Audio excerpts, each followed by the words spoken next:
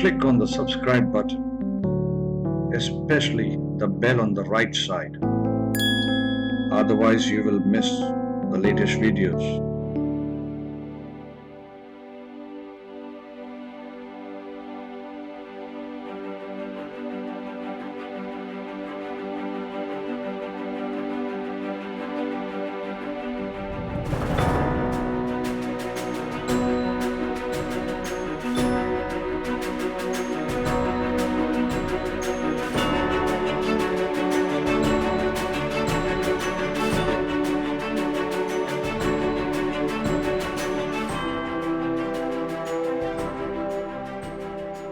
So you've seen everything, you've gone through some pain, but I wanted to focus now on the real pain of losing all the wealth that you were supposed to inherit. Oh, that's more recent. That's more recent. Yeah. That is before you took sannyas or after you took sannyas? After. So you took. No. Well, I've lost wealth about 5 or 6 times in my life. So Okay. yeah, the first time was when I left Okay. Tanzania to come here. Okay. That's at the age of 18. That was the age of 18. Okay. Then I went back to take care of my family.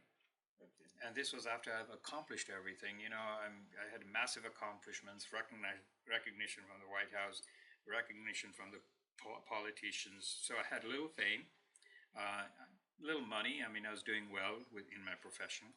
I was one of the top 75 experts in data communication in the 80s. So there's this whole data communication industry. And I used to go around the country lecture at a very young age. Wow. So there are only a few people in the U.S. that were qualified, and I was one of them. I was one of the top 75 ones. So. Okay. And I then go to Africa to join my family because that was my time. I'd completed my master's and got involved with my family because everyone says I'm the eldest, and it's in our tradition to take care of our family. Because one person had told me, says it doesn't matter what you did and even who you met and what fame you have, if you don't take care of your family, it's no value. So I gave up everything to take care of my family and help bring them up a little bit. My brother needed some guidance, so I restructured the whole organization. Then I started another business while I was there, Okay. which was currency exchange. Okay. And we're making about $50,000 a month. Wow. Okay, so that was about that time. But then, if you look at my chart really well, because of my brother and father, in the 8th house, my brother took away like $25,000 to $30,000 to buy a car, which he didn't tell. My father thought I stole the money and sent it to the U.S. So I got imprisoned. Imprisoned? Yeah, my father and my brother imprisoned me for a few hours. Oh my God. But that was the time when I said, I gave up my life to come to my family. And my own family puts me in prison, while in the U.S., everyone, including the president, recognizes me and appreciates me. And so that was my high when I was recognized by the president here in the U.S., and then I go crashing down. By the way, I'd also testified in Congress, so my name has permanently, actually, in the history of the U.S. Okay. When you testify in Congress, your name is permanently there. Okay. So I reached that level, the high, of my level, whatever.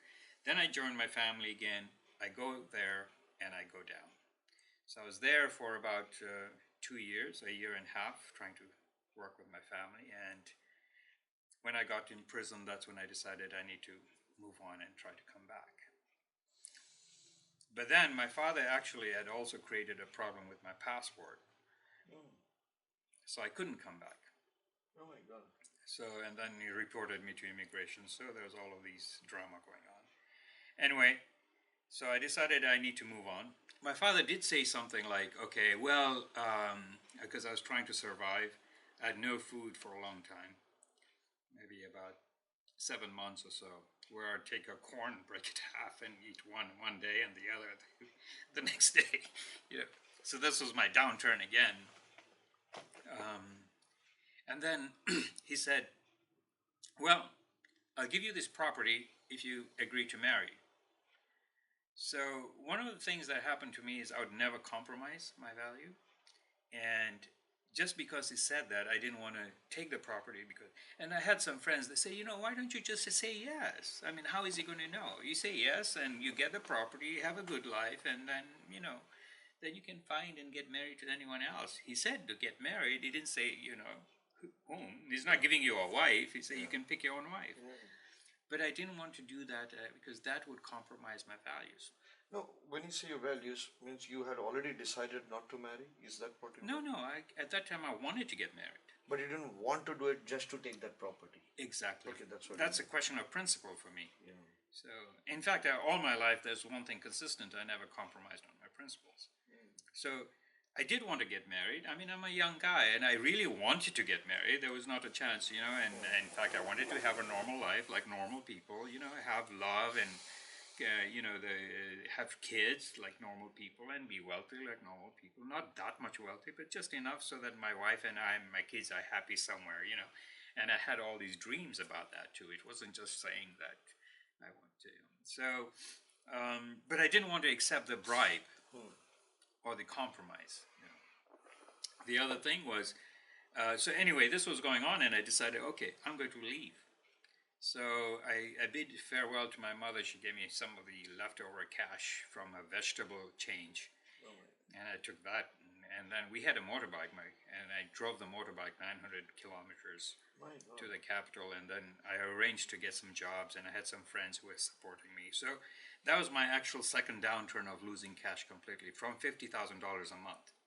So you're looking like, that was my second nosedive. Then basically this was a critical point because even though I left, I was trying to get odd jobs and things like that. And during those 2 years, I tried everything to make it work. But you see, I was all driven by my ego. Yeah. And my ego was so strong because I'd accomplished so much in the U.S. I'm a little kid from middle of Africa, and I come to Washington, and I meet these powerful people and get recognized by them. I mean, it really gets into your head at that point because you have done it. And especially in America, we think I did it. It's my guts, my brains, my ability. And in fact, at that point, I really thought I had all of those. I said I'm smart. By that time, I had about 4 or 5 degrees, so I was qualified. I was accomplished because I had proven myself. So if you look at all the factors that make success, that we determine to be success, is actually all there. I have it under my bag. And everything I tried did not work. Nothing. And here's an interesting case. In astrology, of course, like when I look back, I saw that I went into Jupiter Dasha. Oh. Jupiter. And that's your Lagna Lord. Sagittarius Lagna. It's my Lagna Lord. Fourth Lord. It's in Mula. Mula, oh my God. And on top of it, it's Gantanta. Oh my God. So, you talk about a nosedive, that was a nosedive. So anyway, after trying so hard, my mother came to me because I just said one day, I said, I've tried everything and nothing is working. And I didn't know why. And my mother then came to me and, she said, have a seat. The last time she told me have a seat, she was scolding me about something. And I said, nothing is working. I've tried everything. And here it is. She's going to yell at me about something. Okay, bring it on. I mean, now I'm really beaten down. I gave up mentally. I gave up physically. I gave up emotionally. And that's when she came and she said, have a seat. I was waiting for one more downfall. I mean, it's like somebody beating you. You're down at the bottom and somebody keeps beating you. That's exactly how I felt. She comes to me and she's very apologetic. And she says, look, I want to talk to you about something.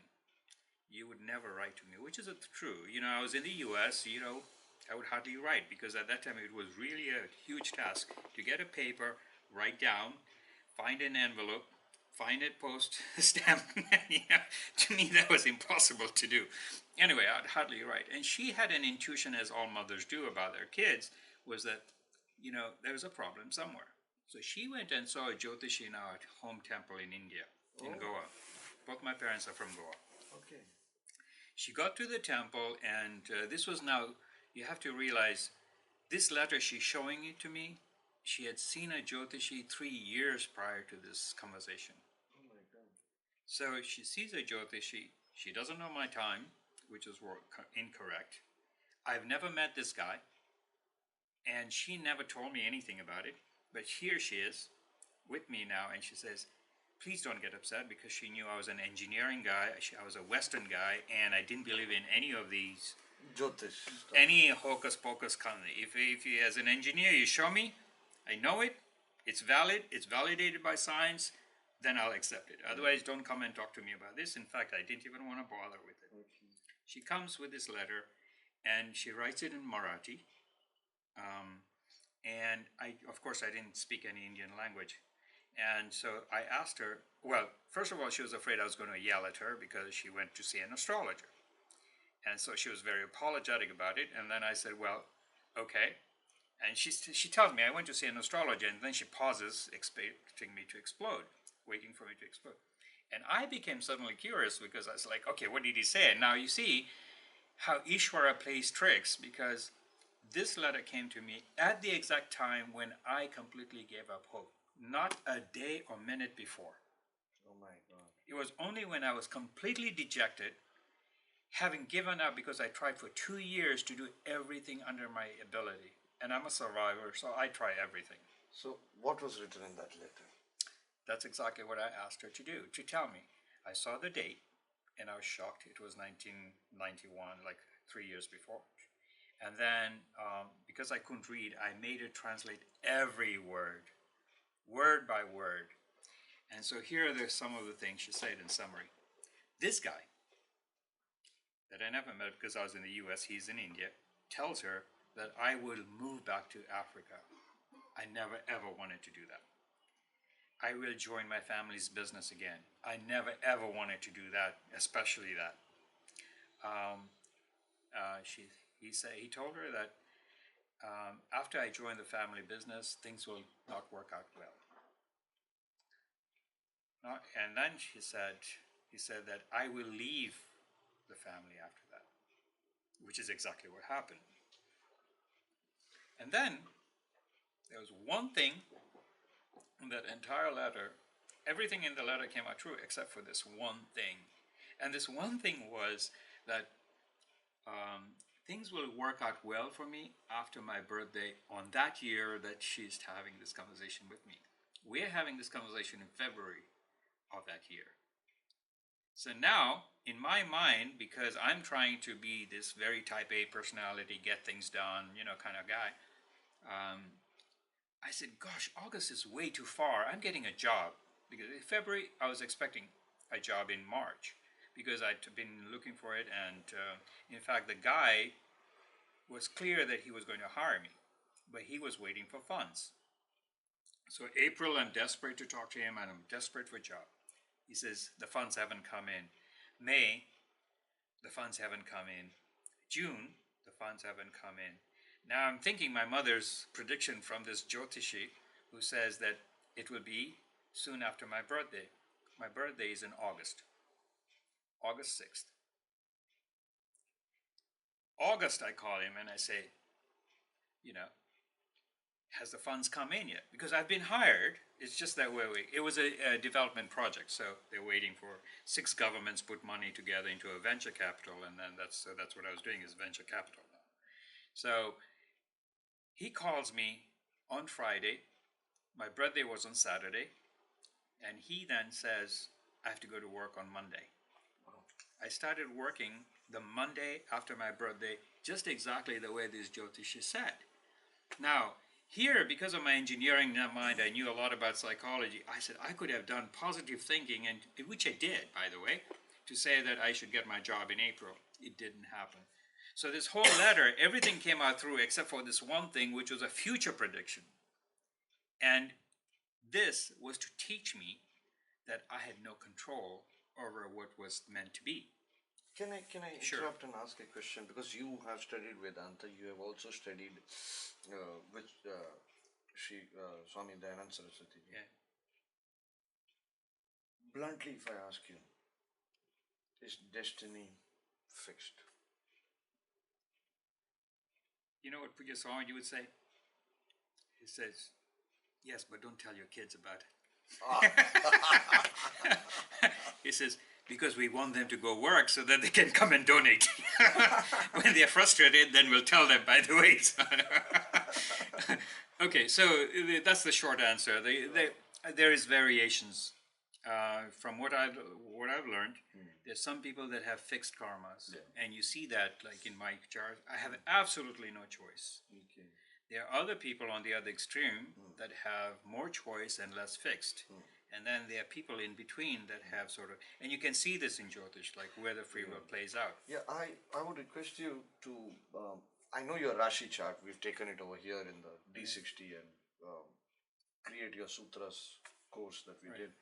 But I do not have your birth details. Later, if you could pass me your Sure. birth details, because I have something that I keep it really hidden, which is to test, and it's been now 15 years or 14 years since I've opened that document, which is to calculate the percentage of fixed destiny and percentage of free will. It's right there on my desktop. I just get scared with that. Right. I experimented with it on some people who were not getting married, Right. and found that their destiny was a bit too fixed. The percentage was far higher than the normal guy. Yeah. Okay, coming to your horoscope. Okay, just to finish Sure. that question real Sure. quickly, and then we'll get back.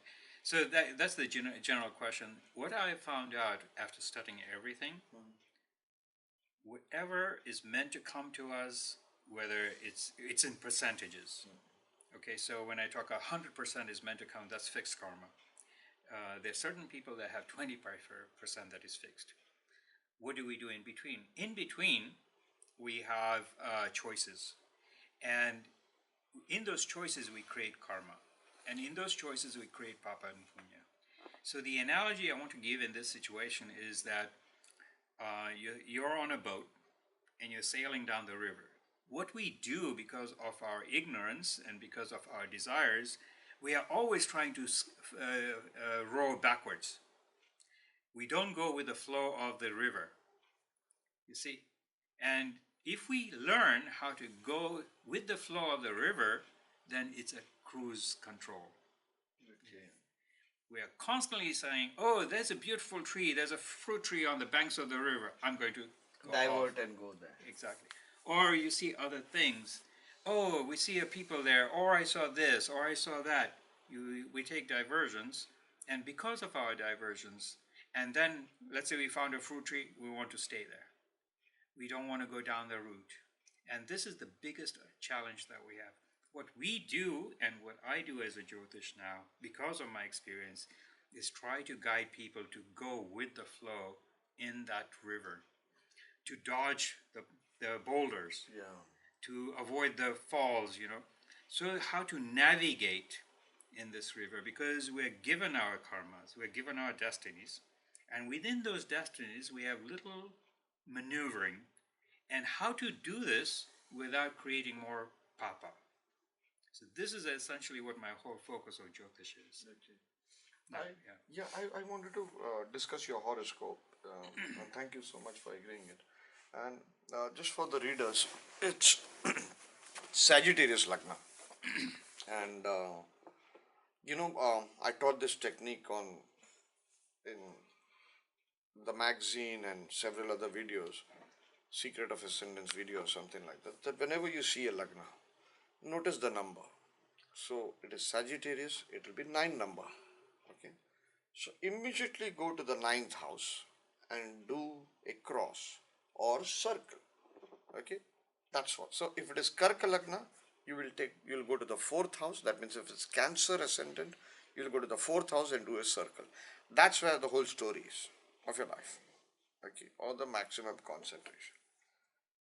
In Swamiji's case, it is Sagittarius ascendant. You can take a pen and paper and draw it. Jupiter, Saturn, retrograde in the Lagna. both of them. Both of them. Barack Obama has the same combination in Capricorn ascendant. Two of the most powerful planets in the horoscope. Okay. Being retrograde right on the Lagna, you have a super karmic life. It's a super karmic life. It's like downpour of karma. It's like almost kind of fixed life, in a way, so to speak. So here, Sagittarius, we cross the ninth house or we circle the ninth house. That means dharma, father, spirituality, jyotish, all these things will be super important in Sir's life, in Swamiji's life, or in this ascendant's life. Now, this is BSP 14. It's there in the book Brigu Saral Padat. You can read it if you want. Now, you have Jupiter Saturn conjunct. So, another BSP is whenever Jupiter Saturn is conjunct, okay, as in the case of Princess Diana also. I think even she has both retrograde. Both are conjunct is what I remember. Whether retrograde or not, I don't remember now. So, Jupiter Saturn conjunct, go to the house where Mesha sits, where Aries is present. One signification of that house will be severely damaged, or where its dispositor goes and sits. So, his Mesha, his Aries is in the fifth house of Purva Punya. Okay. The dispositor of it goes, is Mars, it goes in the sixth house, in Swamiji's case. Now, way back in 2009, Saptarishis astrology was one of the first to reveal how to see pending karma, because before this there was no simple or exact technique how to see your pending karma. Okay, so sixth house of your horoscope, whatever is the sign, that will give you the clues. Whichever planet is sitting in the sixth house will give you the second clues. Any planet aspecting the sixth house will give you the third clues. Fourth clue and the final clue will be sixth lord going and sitting where. Okay. In Swamiji's case, no doubt moon is in the second house. I forgot to mention that. No doubt Ketu is in the third house. But because of this Jupiter Saturn conjunction, Mesha gets spoiled and the dispositor of it goes in the sixth house of pending karma, which is Mars is sitting in the sixth house of pending karma, and the sign is Taurus, which is the natural second house of wealth and family, and Mars is Karakatva of brothers and siblings.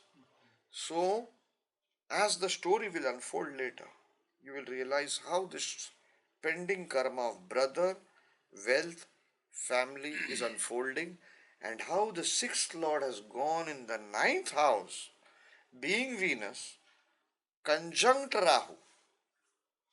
Ninth house of father, ninth house of guru, ninth house of spirituality or Jyotishi. So these two areas, if you catch, pending karma towards siblings, money, and father, Jyotish, spirituality and guru, that is the story of his life.